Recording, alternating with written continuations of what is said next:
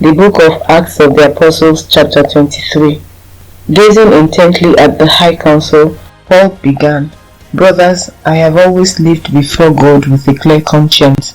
Instantly, Ananias the high priest commanded those close to Paul to slap him on the mouth. But Paul said to him, "God will slap you, you corrupt hypocrite. What kind of judge are you to break the law yourself by ordering me struck like that?" Those standing near Paul said to him, "Do you dare to insult God's high priest?" "I'm sorry, brothers, I didn't realize it was the high priest," Paul replied. "But the scriptures say you must not speak evil of any of your rulers." Paul realized that some members of the high council were Sadducees and some were Pharisees. So he shouted, "Brothers, I am a Pharisee, as were my ancestors, and I am on trial because my hope is in the resurrection of the dead." This divided the council, the Pharisees against the Sadducees. For the Sadducees say there is no resurrection or angels or spirits, but the Pharisees believe in all of this. So there was a great uproar. Some of the teachers of religious laws who were Pharisees jumped up and began to argue forcefully. "We see nothing wrong with him," they shouted. "Perhaps a spirit or an angel spoke to him." As the conflict grew more violent, the commander was afraid they would tear Paul apart, so he ordered his soldiers to go and rescue him by force and take him back to the fortress. That night the Lord appeared to Saul and said, "Be encouraged, Paul. Just as you have been a witness to me here in Jerusalem, you must preach the good news in Rome as well." The next morning, a group of Jews got together and bound themselves with an oath not to eat or drink until they had killed Paul. There were more than 40 of them in the conspiracy. They went to the leading priests and elders and told them, "We have bound ourselves with an oath to eat nothing until we have killed Paul. So you and the high council should ask the commander to bring Paul back to the council again. Pretend you want to examine his case more fully. We will kill him on the way." But Paul's nephew, his sister's son, heard of their plan and went to the fortress and told Paul. Paul called for one of the Roman officers and said, "Take this young man to the commander. He has something important to tell him." So the officer did, explaining, "Paul, the prisoner, called me over and asked me to bring this young man to you because he has something to tell you." The commander took his hand, led him aside and asked, "What is it you want to tell me?" Paul's nephew told him, "Some Jews are going to ask you to bring Paul before the high council tomorrow, pretending they want to get some more information. But don't do it. There are more than 40 men hiding along the way, ready to ambush him. They have vowed not to eat or drink anything until we have killed him.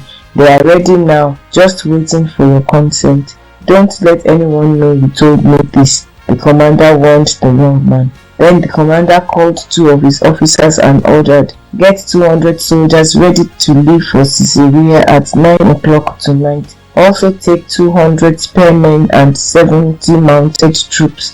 Provide horses for Paul to ride and get him safely to Governor Felix." Then he wrote this letter to the governor: "From Claudius Lysias to His Excellency Governor Felix, greetings. This man was seized by some Jews, and they were about to kill him when I arrived with the troops. When I heard that he was a Roman citizen, I removed him to safety. Then I took him to the high council to try to learn the basis of the accusations against him.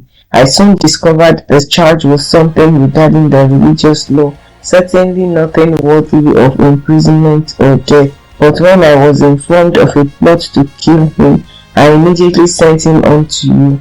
I have told his accusers to bring their charges before you." So that night, as ordered, the soldiers took Paul as far as Antipatris. They returned to the fortress the next morning, while the mounted troops took him on to Caesarea. When they arrived in Caesarea, they presented Paul and the letter to Governor Felix. He read it and then asked Paul what province he was from. "Cilicia," Paul answered. "I will hear your case myself when the accusers arrive," the governor told him. Then the governor ordered him kept in the prison at Herod's headquarters. Chapter 24. 5 days later, Ananias the high priest arrived with some of the Jewish leaders and the lawyer Tertullus to present their case against Paul to the governor. When Paul was called in, Tertullus presented the charges against Paul in the following address to the governor. You have provided a long period of peace for us Jews and with foresight have enacted reforms for us. For all of this, Your Excellency, we are very grateful to you. But I don't want to bore you, so please give me your attention for only a moment. We have found this man to be a troublemaker who is constantly stirring up riots among the Jews all over the world. He is a ringleader of the cult known as the Nazarenes. Furthermore, he was trying to desecrate the temple when we arrested him. You can find out the truth of our accusations by examining him yourself. Then the other Jews chimed in, declaring that everything Tertullus said was true. The governor then motioned for Paul to speak. Paul said, I know, sir, that you have been a judge of Jewish affairs for many years, so I gladly present my defense before you. You can quickly discover that I arrived in Jerusalem no more than 12 days ago to worship at the temple. My accusers never found me arguing with anyone in the temple, nor stirring up a riot in any synagogue or on the streets of the city. These men cannot prove the things they accuse me of doing, but I admit that I follow the way which they call a cult. I worship the God of our ancestors and I firmly believe the Jewish law and everything written in the prophets. I have the same hope in God that these men have, that He will raise both the righteous and the unrighteous. Because of this, I always try to maintain a clear conscience before God and all people. After several years away, I returned to Jerusalem with money to aid my people and to offer sacrifices to God. My accusers saw me in the temple as I was completing a purification ceremony. There was no crowd around me and no rioting, but some Jews from the province of Asia were there, and they ought to be here to bring charges if they have anything against me.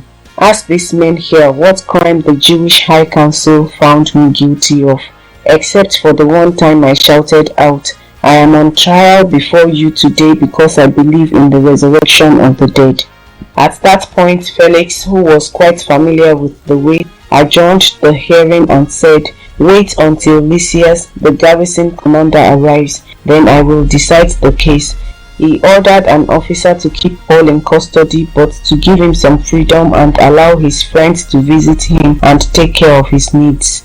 A few days later, Felix came back with his wife Drusilla, who was Jewish. Sending for Paul, they listened as he told them about faith in Christ Jesus. As he reasoned with them about righteousness and self-control and the coming day of judgment, Felix became frightened. Go away for now, he replied. When it is more convenient, I'll call for you again. He also hoped that Paul would bribe him, so he sent for him quite often and talked with him. After 2 years went by in this way, Felix was succeeded by Porcius Festus, and because Felix wanted to gain favor with the Jewish people, he left Paul in prison. Chapter 25. 3 days after Festus arrived in Caesarea to take over his responsibilities, he left for Jerusalem, where the leading priests and other Jewish leaders met with him and made their accusations against Paul. They asked Festus as a favor to transfer Paul to Jerusalem, planning to ambush and kill him on the way. But Festus replied that Paul was at Caesarea and he himself would be returning there soon. So he said, Those of you in authority can return with me. If Paul has done anything wrong, you can make your accusations. About 8 or 10 days later, Festus returned to Caesarea, and on the following day he took his seat in court and ordered that Paul be brought in. When Paul arrived, the Jewish leaders from Jerusalem gathered around and made many serious accusations they couldn't prove. Paul denied the charges. I am not guilty of any crime against the Jewish laws or the temple or the Roman government, he said. Then Festus, wanting to please the Jews, asked him, Are you willing to go to Jerusalem and stand trial before me there? But Paul replied, No, this is the official Roman court, so I ought to be tried right here. You know very well I am not guilty of harming the Jews. If I have done something worthy of death, I don't refuse to die. But if I am innocent, no one has a right to turn me over to these men to kill me. I appeal to Caesar.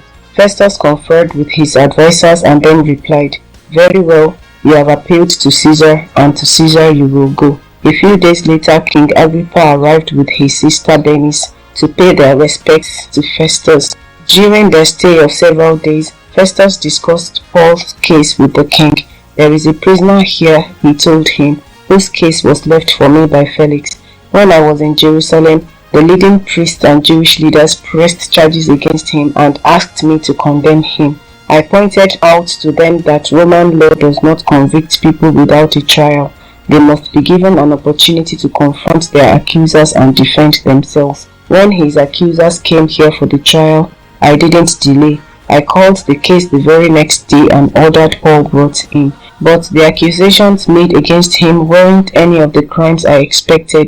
Instead, it was something about their religion and a dead man named Jesus, who Paul insists is alive. I was at a loss to know how to investigate these things, so I asked him whether he would be willing to stand trial on these charges in Jerusalem. But Paul appealed to have his case decided by the emperor, so I ordered that he be held in custody until I could arrange to send him to Caesar. I would like to hear the man myself, Agrippa said, and Festus replied, "You will tomorrow." So the next day Agrippa and Bernice arrived at the auditorium with great pomp, accompanied by military officers and prominent men of the city. Festus ordered that Paul be brought in. Then Festus said, "King Agrippa and all who are here, this is the man whose death is demanded by all the Jews, both here and in Jerusalem. But in my opinion, he has done nothing deserving death. However, since he appealed his case to the emperor, I have decided to send him to Rome. But what shall I write the emperor? For there is no clear charge against him. So I have brought him before all of you, and especially you, King Agrippa, so that after we examine him, I might have something to write. For it makes no sense to send a prisoner to the emperor without specifying the charges against him."